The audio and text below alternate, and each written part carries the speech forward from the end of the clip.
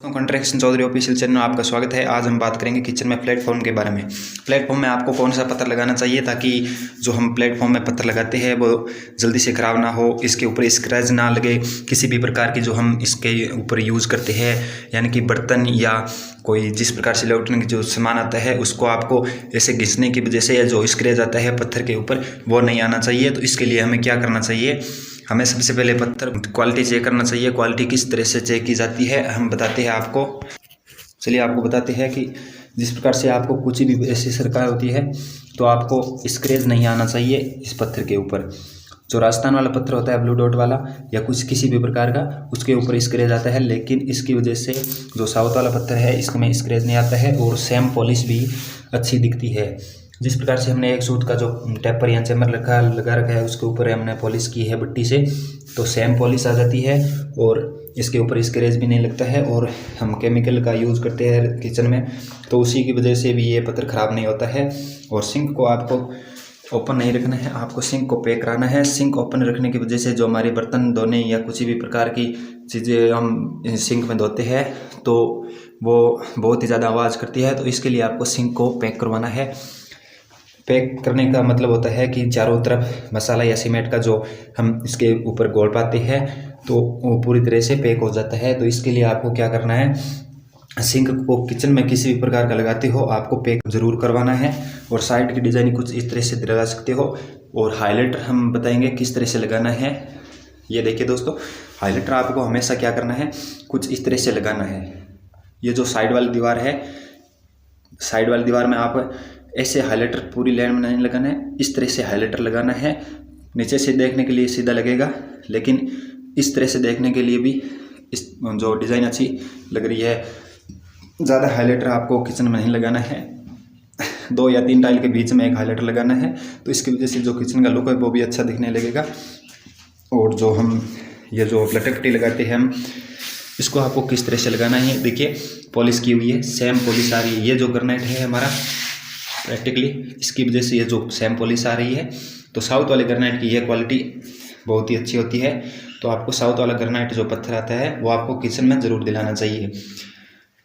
और जो हम लटपटी लगाते हैं आपको जो नीच का कोटा स्टोन का पत्थर होता है उसी के इक्वल बराबर आना चाहिए, इसके नीचे ये ऊपर नहीं होना चाहिए। और लटपटी लगाने के लिए आपको क्या करना है, आधा इंची या 5 फुट आपको इसको लटपटी को ऊपर रखना है ताकि ये जो किचन जो प्लेटफॉर्म होता है उसके ऊपर पानी या कुछ भी इसी प्रकार के तेल या चिकन पदार्थ हैं आपको गिरते हैं तो आपको जो हम नीचे खाना बनाते हैं उसके लिए हम खड़े रहते हैं तो हमारे पैरों पे नहीं गिरे और नीचे टाइल्स फर्श खराब न हो, इसके लिए आपको ये ऊपर लगाना है। कुछ मिस्त्री क्या करते हैं कि इसको प्लेन रख देते हैं, ये लटपटी नहीं लगाते हैं।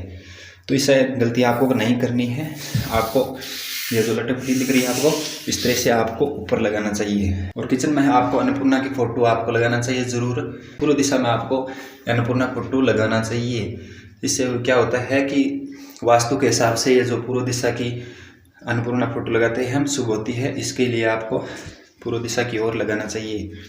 और जो किचन में हमारे जो गांव में किचन बनते हैं तो ये जो चूल्हा यानी कि हम लकड़ी और वगैरह कुछ धुआं करते हैं तो इसके लिए आपको ये जो चिमनी रखी होती है तो इसको पैक करने के लिए क्या करना पड़ता है कि ऊपर से टाइल लगा दिया और नीचे जो कुछ इस तरह से लगा रखा होता है टेप पर, तो उसको आपको सीढ़ी के रूप में इस तरह से लगाना चाहिए। बर्तन भी आसानी से रखे जाते हैं और डिज़ाइन भी अच्छी लगती है। और नीचे कुछ मिस्त्री क्या करते हैं कि ईंट की वजह से ये पार्टीशन छिन जाते हैं तो लेकिन 4 इंची का जो पार्टीशन होता है आपकी जगह भी कवर ज़्यादा करते हैं और वो काम भी कुछ नहीं आती है। तो आपको कोटा स्टोन के या ग्रेनाइट के जिस प्रकार से ये पत्थर लगा हुआ है इस तरह से आपको लगाना चाहिए। 1.5 इंची का में कवर हो जाएगा।